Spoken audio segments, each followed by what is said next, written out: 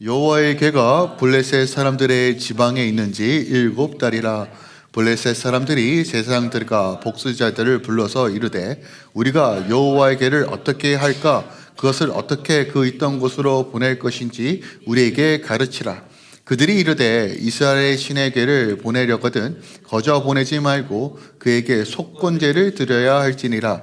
그리하면 병도 낫고 그의 손에 너희에게 옮기지 아니하는 이유도 알리라 하니, 그들이 이르되 무엇으로 그에게 드릴 속건제를 삼을까 하니, 이르되 블레셋 사람의 방백의 수요대로 금 독종 5과 금쥐 5마리여야 하니니 너희와 너희 통치자에게 내린 재앙이 같음이니라. 그러므로 너희는 너희의 독한 종기의 형상과 땅을 해롭게 하는 쥐의 형상을 만들어 이스라엘 신께 영광을 돌리라. 그가 혹 그의 손을 너희와 너희 신들과 너희 땅에서 가볍게 하실까 하노라. 바로가 그들의 마음을 완악하게 한 것 같이 어찌하여 너희가 너희 마음을 완악하게 하겠느냐?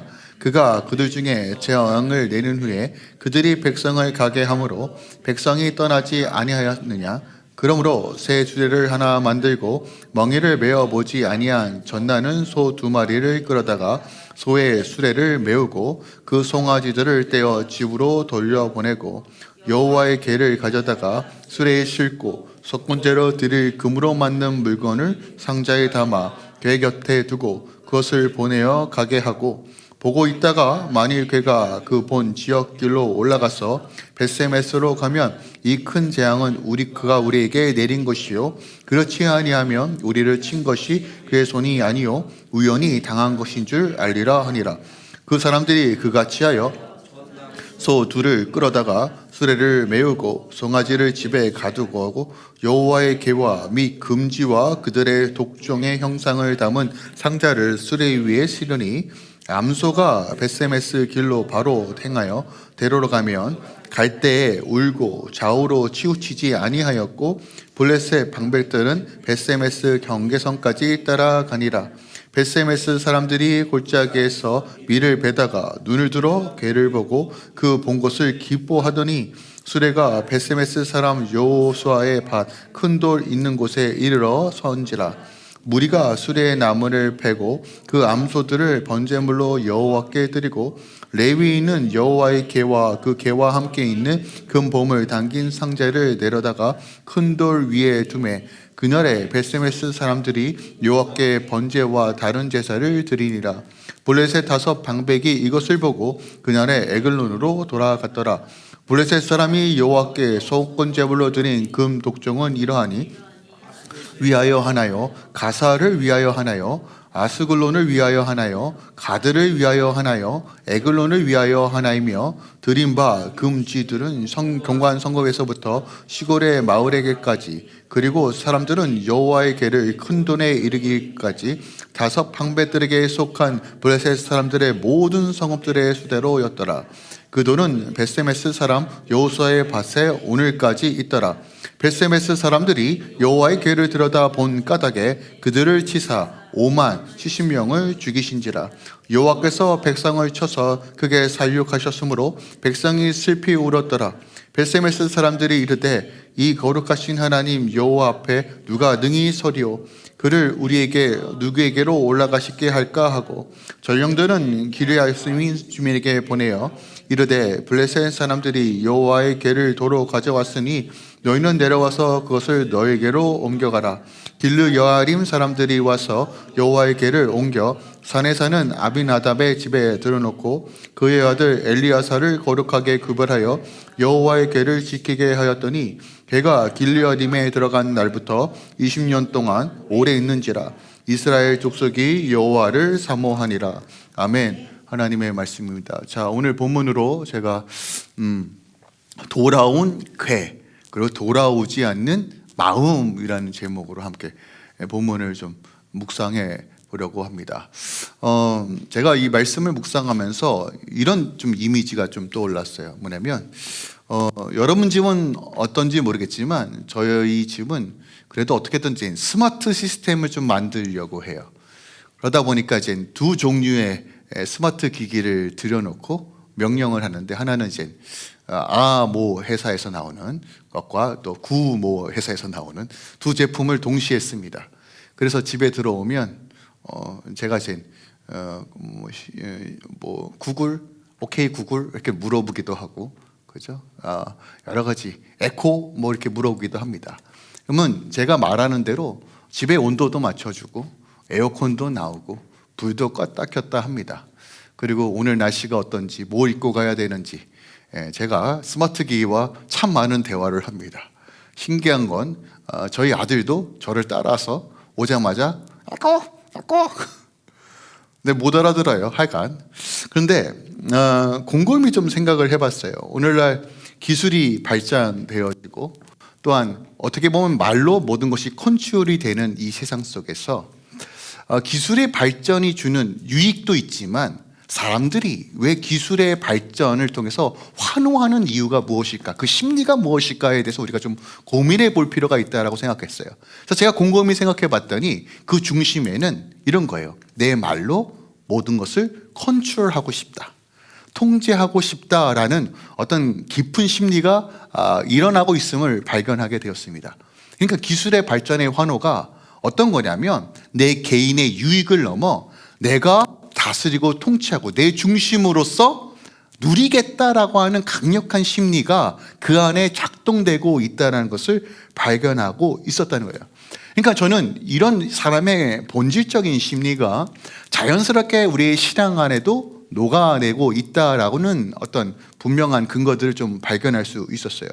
우리가 하나님을 믿습니다. 우리가 하나님을 믿기에, 주님을 믿기에 우리가 이 자리에 있는 거죠. 하지만 하나님을 믿는다고 정말 실제로 하나님을 만유의 주요, 만왕의 왕으로 여기고 믿고 있는 사람이 얼마나 되냐는 거예요. 우리가 입술로는 하나님이 왕이십니다, 주님이 구원이십니다 라고 얘기하지만 실상 우리 삶에서 나를 좀 평안하게 하고 윤택하게 하고 내가 통제 가능한 수준에서 하나님께서 일하셨으면 좋겠다라는 자연스러운 심리가 여전히 우리 안에 있다라는 것이죠. 기도하면 문제가 꺼지길 원하고, 예배하면 불안이 조금 낮아지길 원하고, 헌신하면 삶의 온도가 내가 원하는 만큼 낮춰주길 원하는 그런 심리가 자연스럽게 우리 안에 있다라는 것입니다. 마이크를 준비할 수도 있어야 될 것 같아요. 그래서 저는 오늘 본문을 통해서 이런 심리들, 블레셋뿐만이 아니라 이스라엘에게도 여전히 이런 심리가 작동되고 있다는 거. 그것이 오늘 이제 언약궤라는 이 이야기, 나래티브라는 이 이야기의 중심에서 4장과 5장과 6장과 그리고 앞으로 다음 주에 살펴볼 7장까지 이 언약궤를 중심으로 하나님께서 이 본문을 통해서 말씀하고 있는 내용의 핵심을 우리는 들여다봐야 한다는 것이죠. 이스라엘 백성들은 언약궤만 있으면 전쟁에서 이길 수 있다고 생각했어요. 승리의 공신만 가져왔습니다. 철저하게 하나님을 경외하고 섬기는 것이 아니라 언약궤를 통해서 승리만 이루길 원했어요. 근데 그 결과는 처참한 패배였죠. 안타까운 사실은 이가봇, 하나님의 영광이 떠났다라고 그들 스스로 고백한 것과 더불어서 블레셋들이 이 하나님의 언약궤를 가지고 옵니다. 자, 블레셋은 언약궤를 왜 가지고 왔느냐? 신들과 신들의 전쟁으로서 우리 신이 여호와를 이겼다, 이제 여호와의 능력을 우리 안에 편입시키자, 흡수시키자라는 심리로 그들이 섬겼던 다곤 신전 안에 여호와의 궤를 놓습니다. 근데 그 결과가 무엇이죠? 그들이 섬겼던 우상들이 꼬꾸라집니다. 목과 손목이 끊어지는 일들이 벌어집니다. 그리고 각종 악한 종기들이 몸 안에 일어나고 어떤 질병과 어떤 어려움과 재앙이 각 도시마다 임하는 것을 보게 됩니다. 그래서 도망다닌다시피 도시와 도시 사이에 이 언약궤를 옮김에도 불구하고 옮겨지는 그 곳곳마다 재앙이 벌어지고 있어요. 블레셋은 하나님의 능력을 흡수하려고 했지만 오히려 그곳에서 하나님은 하나님의 영광을 드러냄으로써 그들의 신앙뿐만 아니라 그의 모든 삶을 아작을 내고 있는 장면이 바로 이제 5장의 내용입니다. 그리고 이제 6장은 이것을 어떻게 치울까에 대한 계략과 실행이 보여지는 것이 6장이라는 것이에요. 자, 그런데 6장은 이렇게 시작하는데 여러분 좀 주목하셔 보셔야 돼요. 여호와의 궤가 블레셋 사람들의 지방에 있는지 7달이다 라고 기록하고 있습니다. 그리고 10절과 11절을 좀 보기만 하는데 그 사람들이 그같이 하여 젖나는 소들을 끌어다가 수레를 메우고 송아지들을 집에 가두고 여호와의 계와 및 금지와 그들의 독종 형상을 담은 상자를 수레 위에 실었다라고 이야기합니다. 자, 블레셋은요, 하나님의 언약궤 때문에 자신들의 삶이 어그러지고 깨진 것들을 경험하다 보니까 이렇게 생각하는 거예요. 우리가 의도했던, 우리가 만들었던 이 시스템 가운데 여호와 하나님의 능력을 집어넣으려고 했는데 자신들이 만들어 놓은 이 시스템이 작동되지 않고 오히려 여호와 하나님의 계로 인하여 어그러지고 깨진 것들을 경험하고 있다는 것이에요. 특별하게 오늘 7달이라고 기록되어 있습니다. 성경에는요, 숫자를 통해서 의미를 전달하는데 성경에서 3, 7, 12라는 숫자는 완전수를 의미합니다. 완전수라는 건 뭐냐면 하나님께서 정하신 기간이 충만하게 찼다라는 의미를 가지고 있는 것이 완전수입니다. 그러니까 오늘 그 하나님의 언약궤가 블레셋 지방에 있었고 이 블레셋 지방 가운데 하나님의 재앙과 하나님의 심판이 7달 동안 임했다는 것이에요. 그러니까 하나님께서 충분하게 심판하였다, 그 심판과 재앙이 충분하였다라는 것을 담고 있는 것이 1절의 내용이에요. 도시마다 두려움이 쌓이고 공포가 퍼집니다. 한두 번 우연이라고 넘길 수 없는 충만한 시간, 7달 동안 하나님이 누구신지, 하나님의 능력이 어떠한지를 분명하게 드러났고 블레셋도 이것을 인정했다는 것이에요. 그래서 흥미로운 것은 하나님을 달래기 위해서 그들이 선택했던 건 뭐냐면 독종이란 모형, 그러니까 몸에 난 종기 같은 모양의 어떤 금으로 제작되어 있는 것을 만들고 또한 쥐를 만들었다는 거예요. 왜 쥐를 만들었을까? 뜬금없이 왜 쥐가 나올까? 역사 고증에 보면 언약궤가 이동하는 곳곳마다 쥐들이 아주 엄청나게 번성했대요. 여러분, 저도 이제 밴쿠버 냉지 지역 특징인데 아침에 일어나면 두 가지의 동물을 봅니다. 토끼와 쥐. 제리와 뭐예요? 그러니까 쥐들이 막 뛰어다니고 토끼도 뛰어다녀요. 그러니까 저도 좀 염려되는 건 우리 아이들이 막 흙 만지고 하는데 좋은데 혹시나 쥐똥 있는 흙을 만질까 봐 좀 염려되는 건 있습니다. 그만큼 여러분 쥐가 막 땅굴도 파고 병균도 옮기는 거 누구나 다 알고 있잖아요. 그래서 이제 역사학자들, 신학자들이 그 당시 페스토, 전염병이 쥐를 통해서 창궐하였고 악한 종기뿐만이 아니라 쥐 때문에 전염병으로 수많은 사람들이 목숨을 잃었다. 그래서 신을 달래기 위해서 쥐를 금으로 만들어서 지금 언약궤 옆에 넣은 거예요. 5개를 놓습니다. 5개는 블레셋의 5 도시를 대표하는 의미이기 때문에 오늘 본문에서 읽었듯이 5개 족양, 악한 종기를 형상을 만든 5개의 금, 그리고 5개의 금쥐를 만들었다는 것이에요. 자, 중요한 건 여기에요.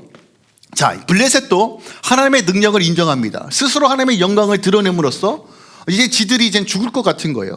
죽을 것 같은 거예요. 근데 그들은 그 능력을 보면서도 자신들의 다곤과 자신들이 섬기는 신들이 꼬꾸라지는 것을 보면서도요, 여전히 완악한 마음으로 돌이킬 생각을 하지 않고 얼른 이것을 치워버리려고 합니다.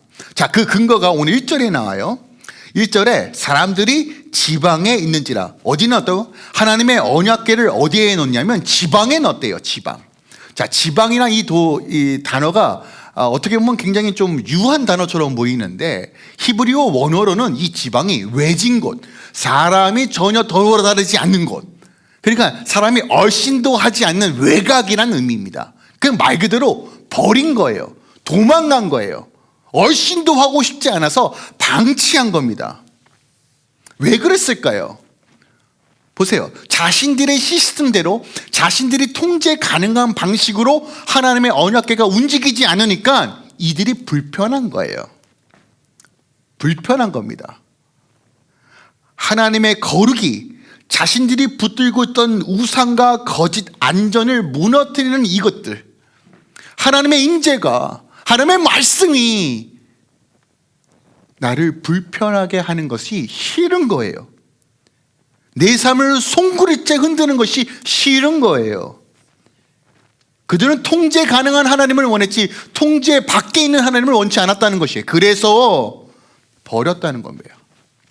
여러분, 블레셋의 모습이 오늘 우리의 모습과 많이 닮아 있지 않나요? 우리는 늘 하나님을 원한다고 말하지만 하나님의 개입하심이 내 방식과 내가 통제되는 방식이 아닐 때 우리는 매우 불편합니다. 불편하죠. 불편할 수밖에 없어요. 육신의 법과 성령의 법이 늘 싸우니까요. 근데 그 불편한 가운데 우리의 선택은 뭐냐는 것이에요. 내 삶 가운데 하나님을 중심으로 두는 삶은 매우 불편한 삶입니다. 하지만 그 불편한 삶 가운데 우리의 선택이 뭐냐는 것이에요. 불편하니까 이제 적당하게 이 정도까지만 할까? 하나님과 우리의 사이의 거리를 우리가 정합니다. 필요할 때만 하나님께 도움을 구하고, 내가 원할 때는, 내가 통제하고 싶을 때만 하나님을 찾는 우리의 심리, 축복이 필요할 때만 하나님을 찾고, 어려움을 닥치면 기도하고, 하나님 말씀에 내 욕망이 건드려지고 내 죄가 드러나면 하나님 이건 좀 불편합니다 라고 여전히 밀어내고 있는, 여전히 하나님의 계와 인재는 지방에 놔두면서 필요할 때만 기웃거리는 신앙. 근데 중요한 것은 보세요. 블레셋은 하나님의 계를 방치하고 밀어냈는데 여전히 하나님의 영광 스스로 드러내고 있다는 거예요. 여러분 기억하십시오. 여러분들이 밀어낸다고 하나님의 역사가 없는 게 아니라는 거예요. 여전히 하나님의 영광은 드러나십니다. 여러분 피할 방법이 없어요. 요나서를 보세요. 요나서 도망갔어요. 지구 끝까지 도망갔어요. 근데 물고기 뱃속 안에서도 하나님은 역사하십니다. 우리가 얼마나 무지하냐면요, 눈만 가리고 귀만 막으면 하나님 앞에서 벗어날 수 있다고 생각해요. 아니, 머리로는 알아요. 우리 하나님 어디든 계시지. 근데 우리의 죄가 우리의 눈과 귀를 막고 우리의 완악함이 막으면 하나님이 일하시는 것이 뻔히 보임에도 불구하고 도망가요. 하나님 이 방식 아닙니다 라고요. 하지만 다시 말씀, 여기서 오늘 본문의 첫 번째 메시지가 있어요. 결코 하나님의 영광과 인재를 피해갈 수 없습니다. 여전히 하나님은 우리 삶 가운데 개입하시고 말씀하세요. 근데 문제는 뭐예요? 그것에 대한 우리의 태도예요. 마음이에요.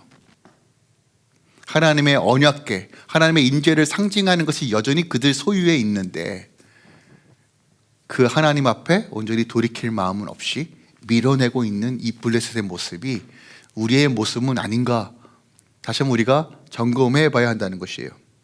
자, 그렇다면 이 완악한 이들이 어떤 방식으로 이것을 자신의 삶에서 치우려고 하는지가 이젠 2절부터 나옵니다.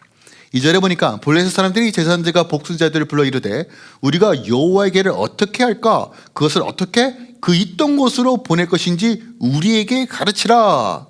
자, 제사장들과 복수자라고 말합니다. 각각 나라마다 그러니까 우상들을 섬기는, 우상들에게 제사를 드리는 제사장이 있었고 복술자가 있었습니다. 복술자라는 건 뭐냐면 점을 치는 자랍니다. 점을. 그러니까 여러분 혹시 영화 같은 데 보면 이제 무당들 굿하는 거 굳이 찾아보시지 마시지만 영화에서 나오는 어떻게 굿하는지 아시죠? 쌀을 막 뿌린다거나, 그죠? 당시 자료에 찾아보면 되게 아침에 이야기 좀 버거운, 막 동물의 내장을 뚫어서 피를 뿌려서 이게 이렇게 되는구나. 약간 별의별 짓으로 약간 사람은요 그냥 놔두면 약간 제정신이 아닌 것이 사람이에요. 그러니까 각종 이상한 방식으로 점을 쳐요. 근데 이 제사장과 복술자들이 하는 이야기가 뭐냐면 하나님의 언약궤를 옮길 때 속건제를 드려야 한다라고 말합니다. 속건제. 자, 하나님의 언약궤를 어떻게 옮길까? 좋은 질문이에요. 무슨 얘기냐면 하나님의 임재를 어떻게 우리가 대우할까? 여기까지는 참 좋은데 이 좋은 질문 후에 늘 말하지만 우리가 여호와 앞에서 무엇을 버려야 하는가? 어떻게 돌이켜야 하는가? 이건 얘기하지 않고 이때는 치우는 것에만 목적이 있어요. 왜 치우냐고요? 불편하니까, 내 뜻대로 되지 않으니까 치우려고 했다는 것이에요. 여전히 본질은 보지 못하고 회피의 질문만 있습니다. 그저 내가 당하고 있는 고통만 멈추고 싶어요. 죄를 버릴 생각이 없고 당장 내 안에 일어난 이 재앙이 끝나길 원해요. 하나님을 믿는다고 말하지만 우리의 모든 방식이 하나님을 좀 달래서 내 문제를 해결하고 싶어 하는 심리가 여전히 작동한다는 거예요. 여러분 이것을 정확하게 종교성이라고 말합니다. 여러분 기독교는요 종교가 아니에요. 하나님과의 관계 맺는 진리에 있는 것입니다. 근데 여러분 기억하세요. 우리가 하나님과의 관계 맺는 방식을 버리면요, 우린 정확하게 기브 앤 테이크, 비즈니스 관계적으로 하나님을 섬길 수밖에 없어요. 그럼 비즈니스 관계에서 가장 유용한 방식이 뭐예요? 내 유익, 내 중심. 어떻게 하면 더 얻어볼까? 어떻게 하면 내가 더 유익할까? 저 사람을 무너뜨려서 내가 훨씬 더 수익을 낼까라는 방식으로 신을 섬길 수밖에 없어요. 이게 종교라는 거예요. 종교.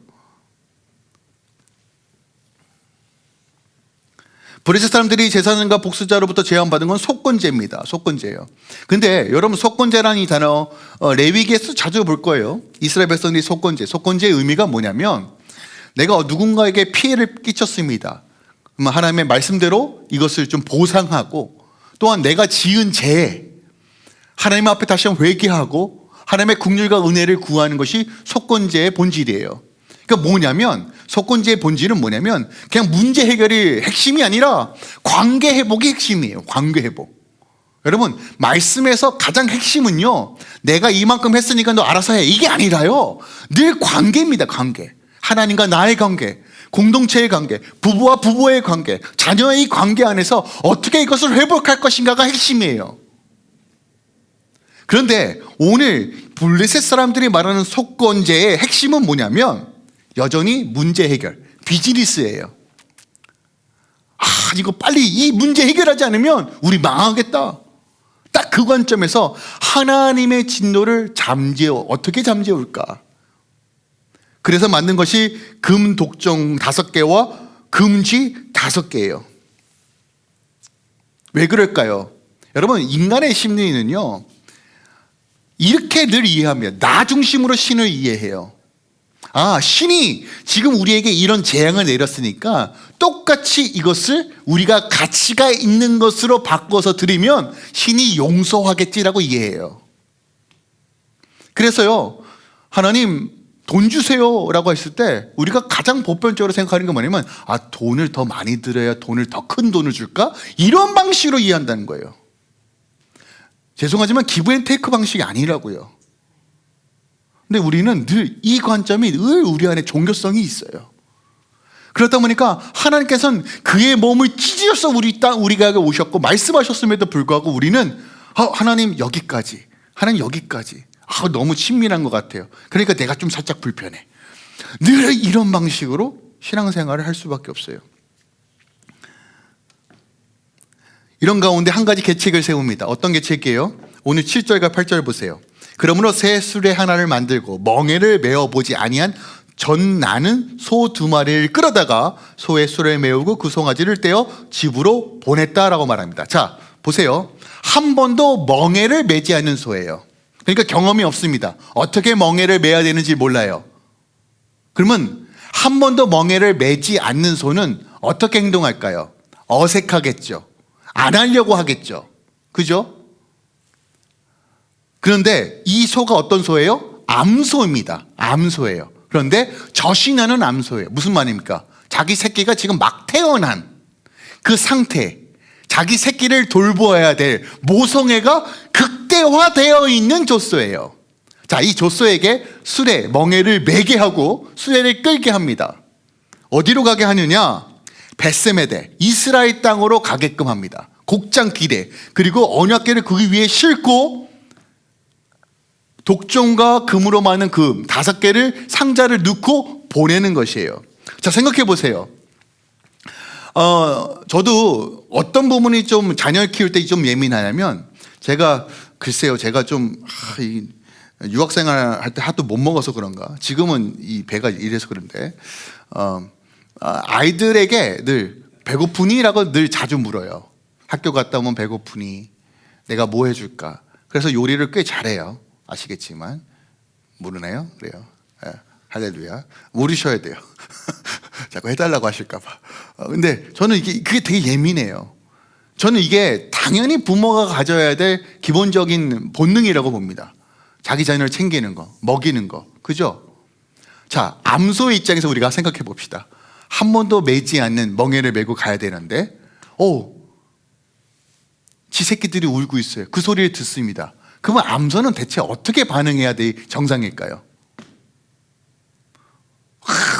수레를 막 흔들고 발버둥 치고 지 새끼한테 달려가는 것이 본능 아닐까요? 이거 너무나 당연한 거죠. 이거는 굳이 생각하지 않아도 누구나 다 알고 있는 사실이에요.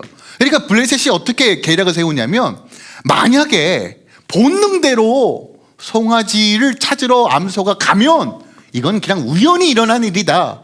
하지만 이 암소가 그럼에도 불구하고 벳세메드, 이스라엘 땅으로 이 언약궤를 들고 수레를 끌고 간다면 이건 하나님께서 내린 재앙이다. 이렇게 생각한 거예요. 참 유치하죠. 근데 그거 아십니까, 하나님? 여러분, 하나님은 유치한 자에게 유치한 방식으로 가르쳐 주세요.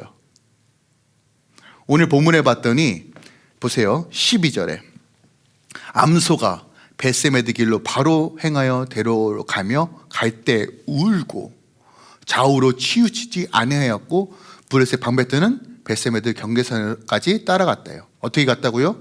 울고 갔대요. 왜 울었을까요? 소들이 왜 울었을까요? 배고파서요? 아니요. 지 새끼들 먹여야 되는데. 근데 오늘 보세요. 좌우로 치우치지도 않았대요. 갔대요. 여러분, 이건 무엇을 의미할까요? 미물도 하나님의 인재에 압도되어서 순종할 수밖에 없었다는 것을 보여줘요. 그들의 본능보다 하나님의 임재의 영광이 더 크다는 것이에요.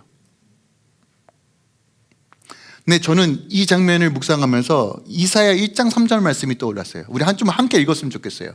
이사야 1장 3절입니다. 시작. 소는 그 임자를 알고 나귀는 그 주인의 구의를 알고마는 이스라엘은 알지 못하고 나의 백성은 깨닫지 못하는도다 하셨도다. 자, 이스라엘 죄를 지적하는 장면인데 하나님께서 뭐라고 말씀하시냐면, 야, 저 미물들도 엄마 아빠 알고 주인을 아는데 내 백성이 하나님을 모르는구나.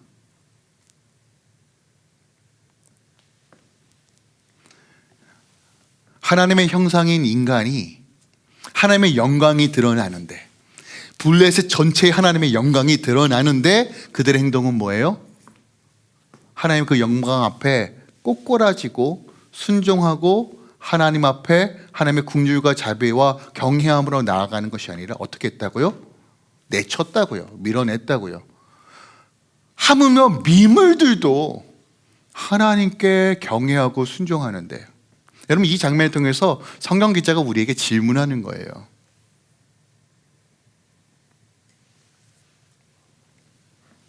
여러분, 우리가 도망간다고 하나님의 영광이 감춰지는 것도 아니고요, 우리가 원한다고 하나님의 영광이 임하는 것도 아니에요.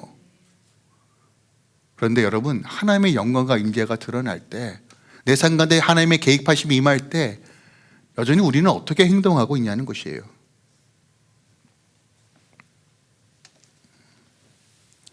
우리는 하나님께 돌아가기보다는, 그럼에도 불구하고 하나님 말씀에 순종하기보다는 여전히 통제하고 싶은 이 욕구가 어떻게 보면 더 강하지 않나라는 생각을 해봅니다.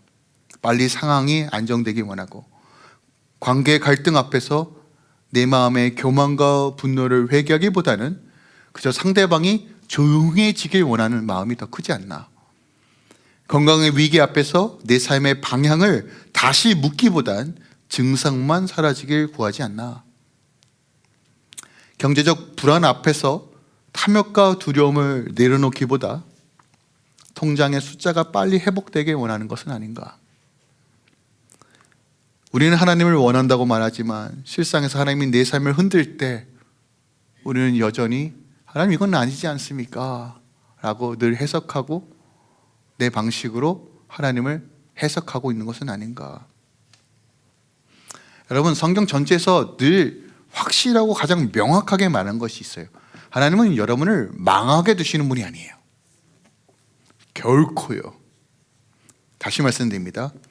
하나님은 여러분들을 망하게 두시는 분이 아니십니다.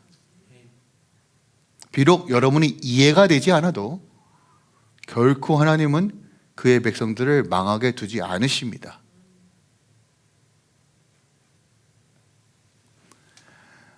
하나님께서 여러분 생활 가운데 개입하실 때가 있어요. 삶을 산재를 흔들 때가 있어요. 그래서 우리는 결단하고 선택할 수밖에 없는 딱 코너로 모실 때가 있다는 거예요. 그때 여러분은 또 어떤 자세와 태도를 취하냐는 것이에요. 오늘 사무엘상이, 오늘 성경 기자가 오늘 그것을 우리에게 계속 묻고 있는 것입니다. 이 언약궤 내러티브 4장, 5장, 6장, 7장을 통해서 계속 그 질문을 하고 있는 거예요. 특별하게 통제하고 싶은 우리의 심리와 마음과 하나님의 말씀에 순종하는 마음 사이에서 우리는 무엇을 선택하고 있는가를 계속 질문하고 있습니다. 자, 이들이 이제 언약궤를 돌려보내죠. 이제 드디어 이스라엘 땅으로 돌아옵니다. 자, 오늘 13절에 보니까 이렇게 기록되어 있죠. 벳세메드 사람들이 골짜기에서 밀을 베다가 눈을 들어 궤를 보고 그 본 것을 기뻐하더니 수레가 벳세메드 사람 여호수아의 밭 큰 돌 있는 곳에 이르러 선지라. 무리가 수레에 나무를 패고 그 암소를 번제물로 여호와께 드렸다 해요. 이가봇, 하나님의 영광이 떠났다. 하나님, 우리 망했다 이제 라고 했는데 오라? 지 스스로 언약궤가 돌아와요. 이 얼마나 황당하겠어요. 환호했다고 말합니다. 이야, 우리가 영광이 떠났다라고 생각했는데 그 영광이 돌아왔네. 벳세메스라는 이 지역의 특징을 좀 아셔야 돼요. 이 땅은요, 유다 지파가 사는 땅입니다. 유다 지파가 사는에도 불구하고 이 지역은 또 특히 레위인들, 아론 족속은 뭐냐면 대제사장들의 계열이 있는 족속이에요. 이 아론 자손들이 배정받은 땅이 벳세메스입니다. 자, 레위인 중에서도 아론 족속들은 어떤 특징을 가지고 있냐면 제사를 주도했던 사람이에요. 제사장 중에 제사장입니다. 가장 성경과 제사를 어떻게 드려야 되는지를 가장 잘 알고 있는 사람들이 바로 아론 자손들입니다. 그런데 오늘 본문에 보니까 어떻게 해요? 그 수레를 장작을 패서 그 가지고 있는 암소, 엄마소 울고 있는데 그걸 가차없이 하나님께 번제로 드려요. 근데 혹시 레위기를 읽어보신 분은 알겠지만 하나님께 드려지는 소는 암소일까요? 숫소일까요? 어우, 대단하시네요. 숫소입니다. 레위기 1장 보세요. 숫소예요. 자, 이 사실을 알았을까요? 몰랐을까요? 글쎄, 잘 모르겠어요. 성경은 기록하고 있지 않으니까. 또 이것 때문에 하나님께서 혼냈다는 기록이 없기 때문에 하나님께서 그냥 넘기셨던 것 같아요. 그런데 거기서 멈추지 않고 오늘 19절에 보니까 큰 사고를 칩니다. 큰 사고를 쳐요. 봤더니 벳세메스 사람들이 여호와의 궤를 들여다본 까닭에 그들을 치사 5만 혹은 70명을 죽이신지라. 여호와께서 백성을 크게 살육하심으로 백성이 슬피 울었더라 해요.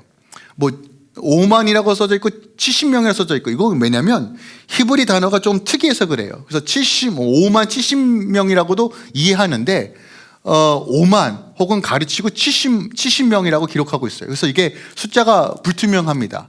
근데 만약에 70명이라고 해석했을 때 어떤 의미를 가지고 있냐면 히브리인들은 70명을 공동체 하나의 전체라고 이해했어요. 그러니까 무슨 얘기냐면 하나님의 진노가 벳세메드 모든 사람들에게 임했다라고 우리가 해석하는 것이 좀 건강한 것 같아요. 자, 민수기 4장에 보면요, 그 누구도, 심지어 엘리트 중에 엘리트인 고아 자손조차도 언약궤 안에 들여다볼 수 없어 라고 분명히 기록합니다. 왜요? 언약궤를 들여다본다는 건 어떤 의미예요? 하나님의 거룩을 훔쳐본다는 의미가 있습니다. 마치 이런 거예요. 한번 제가 생각해 봤어요. 왜 벳세메드 사람들은 왜 언약궤를 들여다봤을까? 아론 족속들이 알고 있음에도 불구하고 왜 이것을 들여다봤을까? 여러분 혹시 그 유튜브 중에서 언박싱 하는 영상 본 적 있으세요? 있잖아요. 이러잖아. 화장품 보면 이러잖아요. 마치 언박싱 하는 것처럼. 진짜 제가 몇 개 보는 게 있거든요. 진짜 표정이 예술입니다. 사고 싶게끔 만들어요. 마치 홍보하는 것처럼. 언약궤를 어떻게 인식하냐면 여전히 마치 홍보할 호기심에 물건 취급하고 있습니다. 값비싼 물건 취급. 특별하게 들여다보다라는 거예요. 여러분, 그냥 보는 건 문제가 되지 않아요. 그런데 하나님의 임재, 경외 없는 호기심만 발동하고 있습니다. 여러분, 이 장면을 통해서 블레셋과 이스라엘 백성들이 별반 다르지 않음을 지적하고 있어요. 블레셋은요, 무지함으로 하나님을 두려워했다면 이스라엘 백성들은요, 알고 있다는 이 생각으로 가볍게 여깁니다. 그 어떤 것도 무게중심이 하나님이 아니에요. 근데 오늘 저는 이스라엘의 이 베세메트 사람들의 반응을 통해서 한 가지 어떤 생각이 떠올랐어요. 오늘 우리가 은혜를 참 사모해요. 예배 가운데 감격이 있어야 된다고 말해요.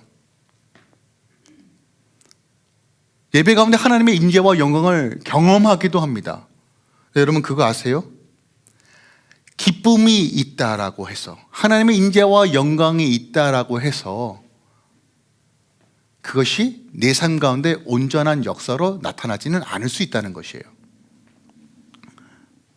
여러분, 예배가 뜨겁길 원하지만 삶이 변화되지 않는 것, 내 마음의 중심이 변화되지 않는다라면 오늘 이 베세베트 사람들과 별반 다르지 않는다는 거예요. 근데 오늘날 우리가 많은 부분에서 예배를 들으면서 이 영적 카타르시즘, 호기심, 어떤 내 감정의 충만함, 어떤 위로함, 이런 것들을 더 우선순위 둔다는 거예요. 하나님을 경외하는 것보다요.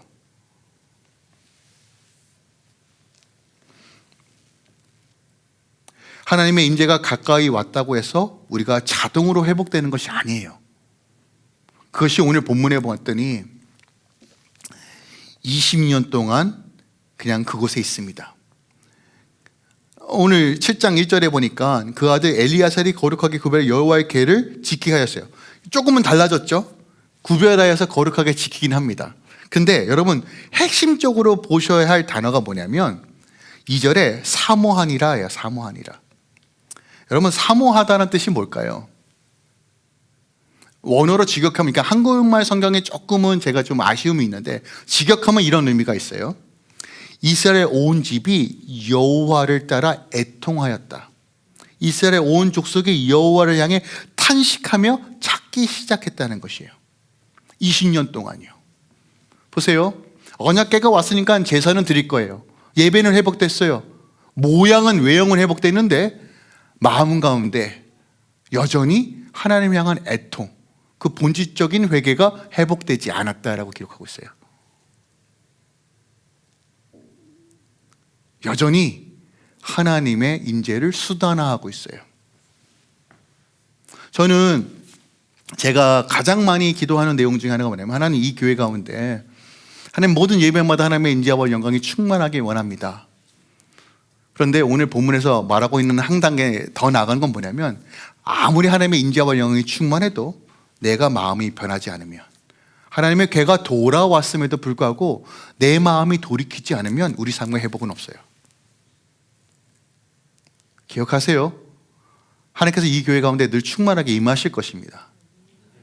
근데 우리의 마음밭을 새롭게 하지 않으면 여러분 상관의 회복은 없습니다. 여러분, 교회의 이동이 아니라 마음의 방향이 핵심입니다. 근데 우리가 다음 주에 살펴보겠지만 이제 드디어 미스바에서 대각성 운동이 벌어집니다. 핵심이 뭐예요? 마음밭을 새롭게 하는 거예요. 20년 동안 하나님께서 침묵하셨어요. 여러분, 20년 결코 작은 시간 아니죠. 근데 저는 소망하는 건 20년까지 기다리지 말고 지금 마음을 돌이켜야 한다는 것이에요. 어떻게 해요? 어떻게? 이 마음이 쉽게 바뀌어요? 안 바뀌죠. 여러분 기억하세요? 그 당시 하나님의 언약궤를 두려워했지만 하나님의 언약궤와 인재를 상징하는 것이 누군지 아십니까? 예수님이에요. 예수님께서 십자가에서 죽으셨을 때 어떤 일이 벌어집니까? 휘장이 찢어졌어요. 여러분, 그게 무슨 의미인지 아십니까? 우리의 완악한 마음이 깨질 수 있는 길이 열렸다는 거예요. 아니, 재앙이 내려도 여전히 완악해서 밀어내는 블레셋이나 하나님의 인재와 영광이 뻑하니 있음에도 불구하고 가볍게 여기는, 도저히 우리 삶과는 변할 수 없는 이 마음의 완악함들을 여러분 기억하세요? 예수의 십자가를 붙들고 나아갈 때 그 마음이 변하는 거예요. 여러분, 이게 회개고 이게 신앙의 시작이에요. 하나님 여러분을 회복하기 원하십니다. 하나님 여러분의 삶 가운데 여전히 역사하시길 원하십니다. 그리고 하나님은 하나님의 방식으로 그의 영광을 늘 드러내십니다. 저는 이 시대의 흐름 속에서 여전히 하나님의 영광들을 봅니다. 빛 가운데 역사하신 하나님을 봅니다. 근데 여러분 기억하세요? 그것을 보면서도 내 마음을 치고 옷을 찢는 것이 아니라 마음을 찢어 하나님께 돌이키는 자들을 찾고 계신다는 거예요.